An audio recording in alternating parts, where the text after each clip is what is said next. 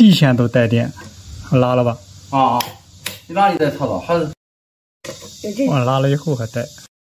客户也是无意中发现插上插头以后，洗衣机热水器外壳会带电，而且一摸都电燃。他们家的闸拉下来以后，这个地线还是带电。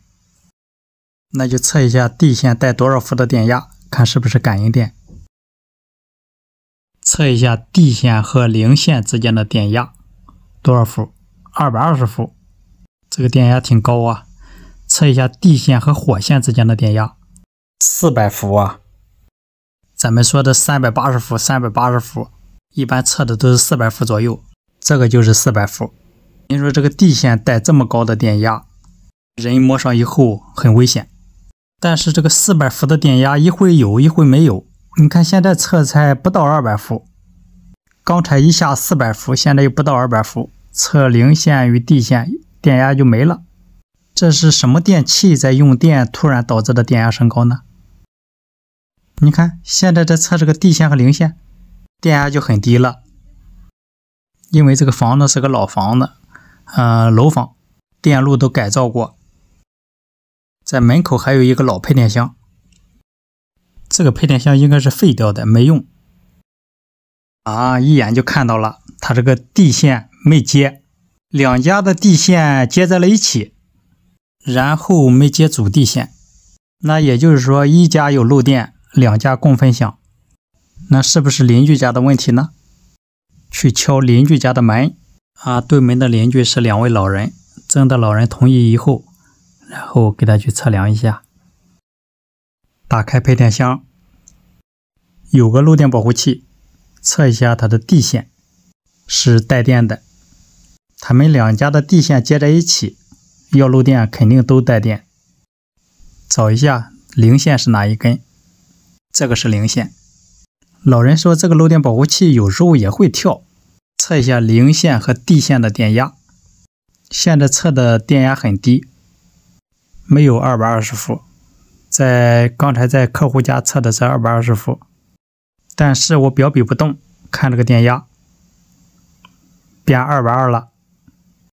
这个时候拉掉他们家的电闸，电压瞬间没了。那他们家的什么电器现在正在开着呢？就开一个空调。老人说有时候拔空调的时候会跳闸，那就测一下空调漏不漏电。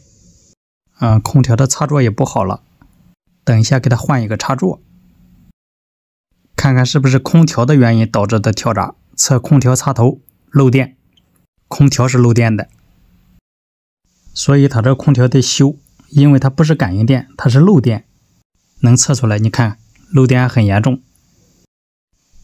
零火线都漏电，在这测的漏电其实里边已经漏电很严重了。那就空调先不插，送上电，再测他们家的地线都没问题了，不带电了。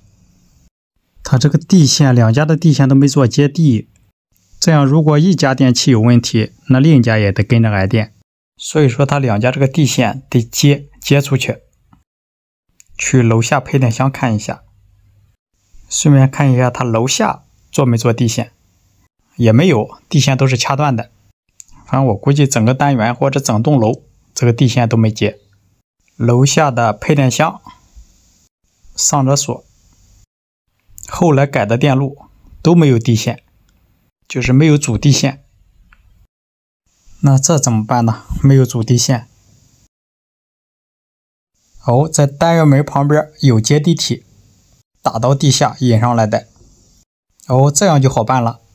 从这个地方接出一根地线，顺着上面的网线口进去。地线从这个孔出来以后，顺着墙走到这个配电箱，接到那个地线上就可以了。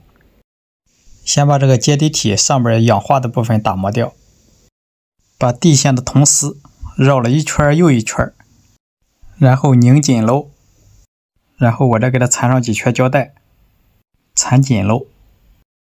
好了，这样就没问题了。地线这一头接上以后，走到线槽，顺手把楼下邻居的配电箱也接上了地线，然后又顺手给老人家里换了一个新的漏电保护器。空调插座虚接发热，给他换了个新的插座。就是空调我不会修，修不了。原来的漏保和电路都剪断了，直接用一个新的漏电保护器来控制。这样新的漏保、新的地线，用电更安全、更放心。新的地线接好以后，测量零地之间的电压，很正常。那好了，这样我的维修也就完成了。为什么会出现400伏的电？用这个图说一下。这是个单元中闸，进来3火1零，出来也是3火1零。火线与火线之间380伏，当然测的多数是400伏。是3根火线之间，火与零之间是220。出来这个220进了101户，这一项电与零线之间220进入102户，这一项就是103户。两家用的火线是两项。也就是说，这一家如果对地放电漏电，对地线漏电，地线没接地，碰巧它和邻居家的地线连在一起，地线都是接设备外壳的，一漏电，设备外壳带电，但是这个地线没接地，就导致地线与这项火线之间测的是400伏、380伏，这个是很危险的。还有我测的这个零线和地线之间是220伏。因为它一漏电，这个地线瞬间就变成了火线，所以人摸上去很危险。好了，感谢您的观看，请多多指点。客户说洗澡的时候麻嗖嗖的，说是触电嘛，但是换了新的以后依然是触电，就说明和热水器和热水器没有关系。没有关系。用电笔测热水器外壳带电，这个电普通电笔测不出来，现在测的电笔上亮红灯，这说明带感应电。那就看一下它这个感应电是从哪来的。以前修过很多这样的案例，都是地线不好造成的，看这个是不是。当然也不是每一款电笔都能测出感应电，这是他们买的这款电笔测不出感应电，不亮红灯。找原因直接打开配电箱，新楼房新电闸什么都是新的，用电笔测地线排带电，看一下带多少伏的电，带20多伏的电，看一下这个20多伏的电是哪一路线造成的，拉掉这一路，现在变成了5、6伏，这路线带的什么电器呢？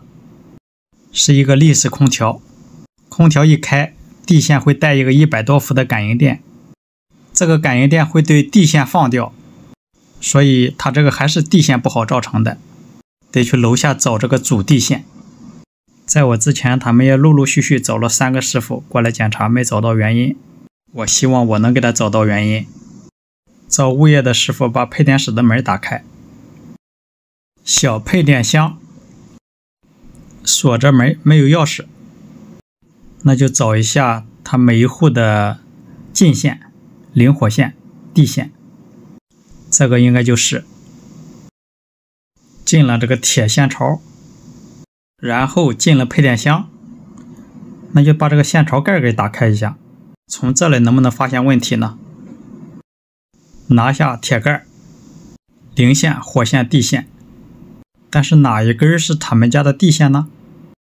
好几路地线是不是有没压住的，或者是没接的呢？一根一根往下拽，哎，就是它吧。现在楼上开着空调，我用这个电笔测一下，这个线是带电的。